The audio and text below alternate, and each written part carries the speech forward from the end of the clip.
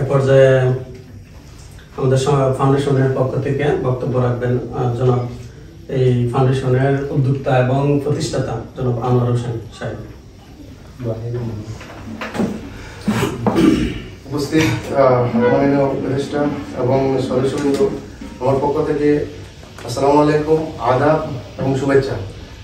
আমি খুবই গর্ববোধ করি যে আমাদের এই গ্রামের সকলকে নিয়ে আমি এই কাজটা এবং এই ফাউন্ডেশনটা আমি শুরু করতে পারছি আজকে প্রায় 1 বছর যাবৎ।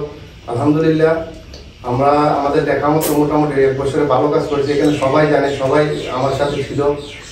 আর আমি আশা রাখবো ইনশাল্লাহ ভবিষ্যতে আমাদের যে পরিকল্পনাগুলো আছে, যেমন আমরা কারো ঘর করেছি, কারো চিকিৎসার জন্য দিয়েছি, কারো অপারেশন করেছি, কারো বিয়ে দিয়েছি, তারপরে রাস্তাঘাটের লাইটিং, তারপরে রাস্তা বান্ধা মেরামত, এগুলো আমরা করেছি। আমাদের কাজ হচ্ছে সমাজের উন্নয়ন, পরিকল্পনা এবং অসহায় মানুষদের পাশে দাঁড়ানো।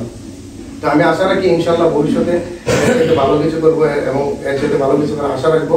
আর বাদ বাকি যা আছে, আমরা আমাদের মুরব্বী আছে, আমাদের প্রধান উপদেষ্টা সন্দীপ চাচা এবং সাধারণ মিতা চাচা, অভিদা এবং রইসেলি ভাই এবং আমাদের সভাপতি মুর্শিদ ভাই, আরও যারা আছে আমাদের সিনিয়র, ওনারা আমাদেরকে প্রত্যেক জায়গায় হেল্প করবেন, বুদ্ধি দিবেন এবং যুক্তি বুদ্ধির মাধ্যমে উন্নয়নমূলক কাজ এবং মানবতার কাজে আমাদের সাহায্য করবেন।